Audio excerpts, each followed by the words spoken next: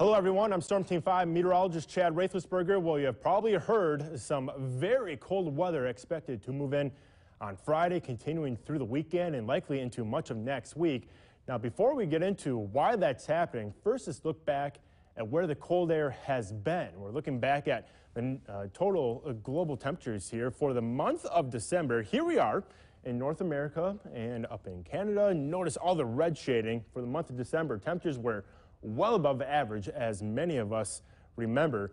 We have to go to the other side of the planet, towards Siberia, Russia, the central portions of Asia. Notice all this blue and green indicating temperatures well below average for the month of December. So much of the cold weather throughout the latter portions of 2018 was on the other side of the planet. That is now beginning to change, and we are going to experience the very cold weather not only this weekend, but continuing through much of early next week. Why is that? Well, remember that phrase, the polar vortex, that caught on pretty quickly back in 2014. Parts of the polar vortex are going to make its way into the northern portions of the U.S. and Canada. And we can kind of see that on the graphics here in this kind of purple shading, indicating some areas of low pressure where we see that polar vortex moving on through.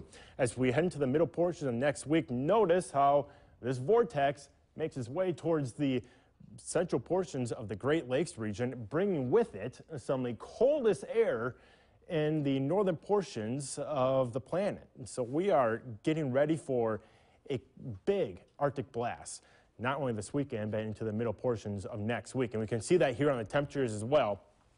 On this Thursday, coldest air towards the poles right now, but as little portions of that vortex make its way southward, notice multiple little rounds of cold shots expected, one towards the weekend. Here comes another as we head into the early to middle portions of next week. What does this mean? Well, we could potentially have temperatures that will be below zero for highs. We should be in the low to mid 20s this time of the year. We will try to make our way into the single digits above zero through the weekend, but notice by the middle portion of next week, we could be looking at highs in the single digits below zero. Some areas to the north could be even colder than that.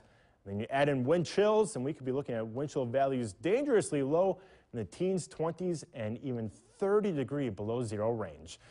Make sure to stay tuned to Local 5 for the latest updates on this cold blast of weather.